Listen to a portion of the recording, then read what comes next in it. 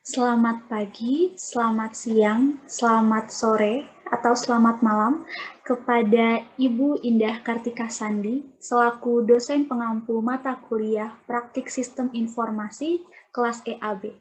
Perkenalkan, nama saya Triyulia Reveni dengan NIM 142190115. Pada pertemuan kali ini, saya akan memaparkan presentasi mengenai proyek mandiri praktik sistem informasi mengenai penjabaran siklus yang ada dalam sebuah perusahaan. Kali ini saya akan membahas siklus pengeluaran kas dan barang masuk dari PT WOLI, yaitu perusahaan yang saya buat sendiri.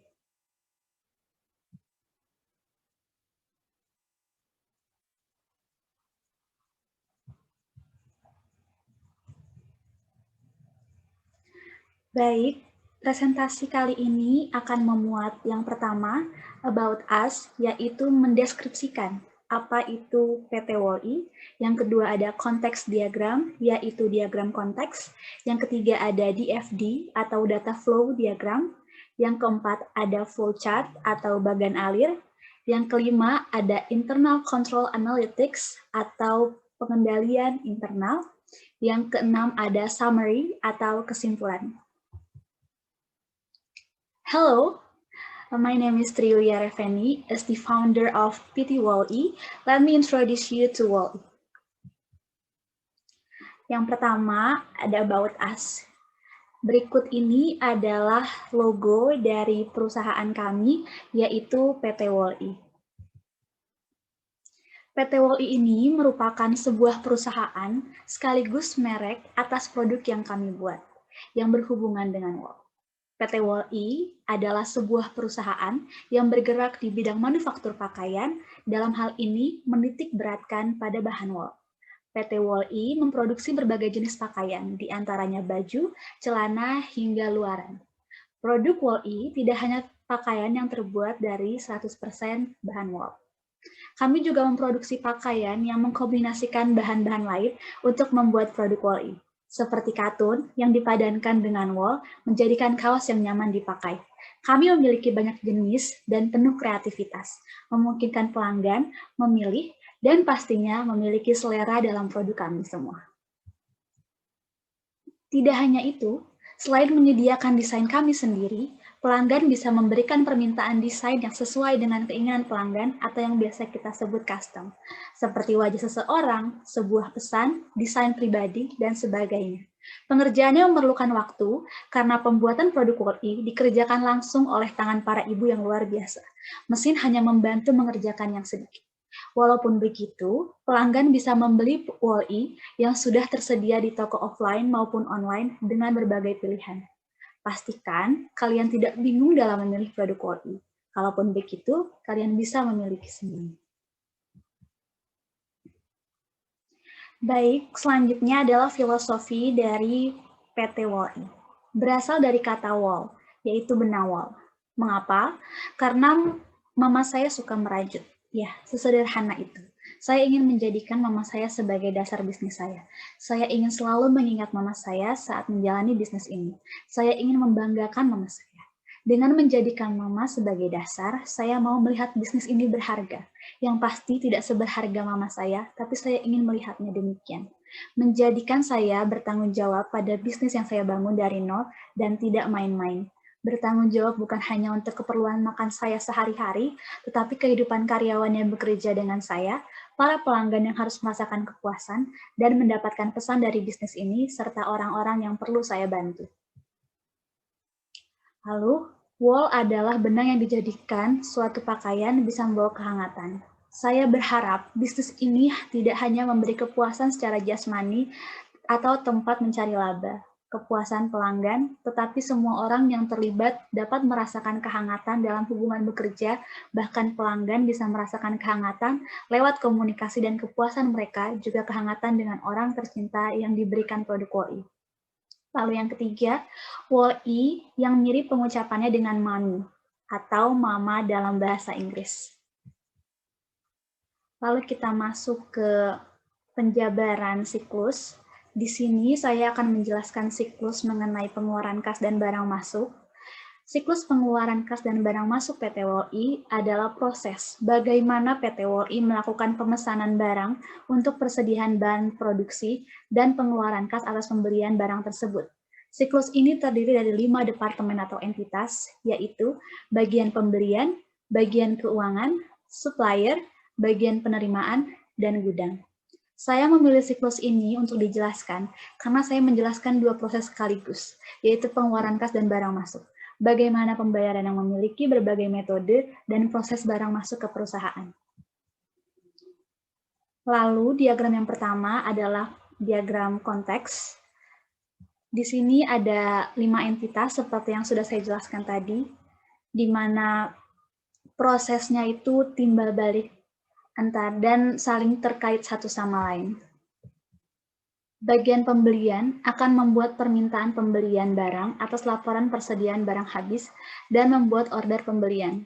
Bagian pembelian juga akan memilih supplier dari data supplier dan melakukan diskusi dengan supplier. Lalu, bagian keuangan akan menerima order pembelian dari barang pembelian. Atas pembelian akan dilakukan pembayaran dengan tunai maupun transfer bank atau utang.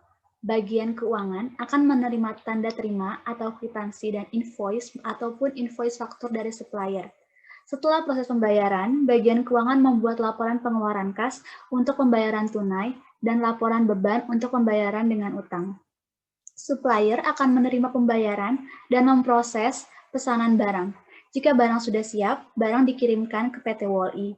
Bagian penerimaan akan menerima daftar barang order atau invoice pembelian barang dari bagian keuangan dan memeriksa barang yang masuk. Jika sesuai dengan yang dibuat, akan dibuat laporan penerimaan, dan jika tidak sesuai, akan dibuat laporan retur barang. Gudang akan menyimpan dan mengklasifikasi barang-barang yang sudah diterima dan membuat laporan persediaan barang yang baru. Tadi itu adalah penjelasan dari diagram konteks yang tetap terdiri dari 5 departemen. Lalu selanjutnya ada data flow diagram. Tetap sama prosesnya, cuma di data flow diagram ini prosesnya lebih terperinci dibanding diagram konteks tadi.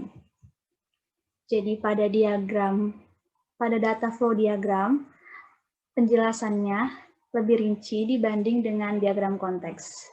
Yang pertama, proses pembayaran pesanan atau pengeluaran kas. Bagian keuangan akan menerima order pembelian dari bagian pembelian. Atas pembelian akan dilakukan pembayaran dengan tunai atau transfer bank dan utang. Bagian keuangan akan menerima tanda terima atau kwitansi dan invoice maupun invoice faktur dari supplier. Setelah proses pembayaran, bagian keuangan kembali membuat laporan pengeluaran kas untuk pembayaran tunai dan laporan beban untuk pembayaran dengan utang. Pengiriman barang pesanan. Supplier akan menerima pembayaran dan memproses barang pesanan. Jika sudah siap, barang dikirimkan ke PT WOLI. Yang ketiga, penerimaan barang pesanan atau barang masuk. Bagian penerimaan akan menerima daftar barang order atau invoice pembelian barang dari bagian keuangan dan memeriksa barang yang masuk. Jika sesuai, akan dibuat laporan penerimaan, dan jika tidak sesuai, akan dibuat laporan retur barang. Pembuatan laporan persediaan barang yang baru atau laporan persediaan barang. Di proses ini, gudang akan menyimpan dan mengklasifikasikan barang-barang yang sudah diterima dan membuat laporan persediaan barang yang baru. PT WOLI, we make you warm in a beautiful way. Lalu yang ketiga ada flow chart atau bagan alir. Di bagan alir ini prosesnya lebih rinci lagi penjabarannya, tetapi prosesnya masih sama dari pengeluaran kas, pembelian, hingga barang masuk. Tetapi yang dijabarkan di diagram di bagan alir ini lebih terperinci dan lebih jelas secara step by step. Jadi penjelasan flowchart-nya adalah seperti ini. Yang pertama itu ada aktivitas memesan barang. Yang pertama itu prosesnya, bagian pembelian menerima laporan mengenai persediaan barang atau bahan yang habis berdasarkan laporan persediaan barang, lalu membuat permintaan pembelian bahan. Semua permintaan pembelian akan diproses dan dibuat rincian biayanya. Berdasarkan dokumen permintaan barang, bagian pembelian memilih supplier dari arsip supplier dan membuat surat permintaan penawaran harga, kemudian mengirimkannya ke supplier yang dituju. Kemudian, bagian pembelian akan menerima surat penawaran harga dari supplier. Berdasarkan surat penawaran, bagian pembelian membuat perbandingan harga. Apabila sudah ditemukan supplier dengan harga yang cocok dan sesuai dengan keinginan perusahaan, bagian pembelian melakukan order pembelian. Dokumen order pembelian dibuat rangkap 2. Rangkap pertama dikirim ke supplier, dan rangkap yang kedua dikirim ke bagian keuangan. Yang kedua, ada aktivitas pengeluaran kas. Yang pertama, prosesnya bagian keuangan akan melakukan pembayaran atas order pembelian yang dilakukan perusahaan dengan opsi membayar secara tunai atau transfer bank dan utang. Jika perusahaan memilih metode tunai, maka perusahaan akan memberi uang senilai order pembelian dan menerima tanda terima atau kwitansi dari supplier. Jika dengan transfer bank, perusahaan perlu memberikan bukti transfer kepada supplier atau supplier akan mengecek secara otomatis. Jika perusahaan memilih metode utang, perusahaan perlu mengajukan permohonan hutang kepada supplier. Jika diskusi berjalan dengan lancar dan permohonan utang diterima, maka supplier akan memberi invoice faktur. Tanda terima dan invoice faktur atas order pembelian akan dikirim ke bagian penerimaan. Proses yang kedua, untuk pembayaran tunai dan transfer bank, bagian keuangan akan mencatat uang yang keluar dengan membuat laporan pengeluaran kas. Untuk pembayaran dengan metode utang, akan dibuat laporan beban atas pencatatan beban perusahaan, dan perusahaan akan membayar sesuai tanggal jatuh tempo. Proses yang ketiga, yaitu aktivitas barang masuk. Yang pertama, supplier akan mengirim barang dan diterima oleh bagian penerimaan. Bagian penerimaan akan mengecek barang masuk. Apakah sesuai dengan daftar barang yang dipesan atau tidak sesuai. Jika sudah sesuai dan lengkap, bagian penerimaan membuat laporan penerimaan barang. Dan jika salah satu ada yang kurang atau salah, bagian penerimaan akan mengajukan permohonan pengembalian barang. Laporan retur barang akan dibuat oleh bagian penerimaan dan dikirim kepada supplier. Akan dilakukan permohonan pengembalian dana yang sudah dibayar atau pembatalan faktur atas utang. Pengembalian dana akan diberikan kepada bagian utang. Maaf, bagian keuangan. Laporan penerimaan barang akan dikirim ke gudang. Gudang akan mendata dan mengklasifikasi setiap barang yang masuk untuk disimpan. Bagian gudang membuat laporan persediaan yang baru atas barang-barang yang masuk. Bagian yang kelima ada internal control analytics atau analisis pengendalian internal. Yang pertama ada pemisahan tugas, sudah jelas dan baik, dengan adanya berbagai departemen yang memiliki tugas masing-masing, sehingga tidak ada tumpang tindih pekerjaan, dan karyawan pada bagiannya fokus mengerjakan tugasnya, serta mengurangi peluang kecurangan. Yang kedua, ada supervisor. Di setiap departemen terdapat supervisor yang bertanggung jawab atas kegiatan yang terjadi dalam departemen tersebut, sehingga tidak terjadi kekacauan dan proses berjalan dengan lancar. Yang ketiga, pengendalian akses. Akses antar departemen tidak ada, hanya terdapat pengiriman dokumen yang terkait dari departemen ke departemen lainnya, sehingga pengendalian aksesnya berjalan dengan baik. Yang keempat ada verifikasi independen. Dalam melakukan atau membuat keputusan, setiap departemen memutuskan sesuai data dan laporan yang ada, sehingga terdapat verifikasi atas perlakuan akuntansi yang terjadi.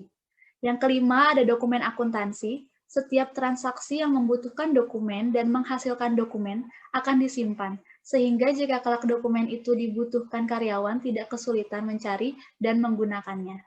Yang keenam, yang terakhir, ada otorisasi transaksi.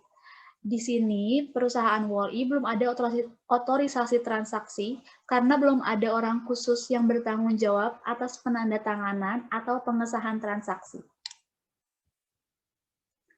Lalu yang kelima ada PT WOLI Cycles Summary atau kesimpulan dari siklus pengeluaran kas dan barang masuk PT WOLI.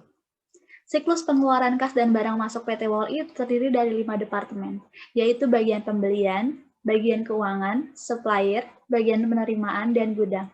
Semua proses atau kegiatan akuntansi yang terjadi dibantu oleh karyawan dan sistem komputer yang dibuat oleh PT WOLI. Siklus pengeluaran kas dan barang masuk PT WOLI belum sepenuhnya sempurna, masih ada pengendalian internal yang tidak baik dan kenyataan di lapangan yang tidak selalu lancar. Tetapi PT WOLI akan terus berusaha memberikan yang terbaik demi kenyamanan customer. Sekian dari presentasi saya. That's all for the presentation WOLI is made for you. Thank you. We make you warm in a beautiful way. Baik, sekian dari presentasi saya, Ibu. Mohon maaf atas segala kekurangan dan kesalahan. Mohon maaf jika ada suara-suara yang tidak seharusnya terdengar, tetapi muncul. Dan mohon maaf atas segala keterbatasan yang saya miliki. Semoga presentasi ini bisa diterima dan bisa memenuhi tugas saya, tugas proyek mandiri praktik sistem informasi. Terima kasih saya ucapkan.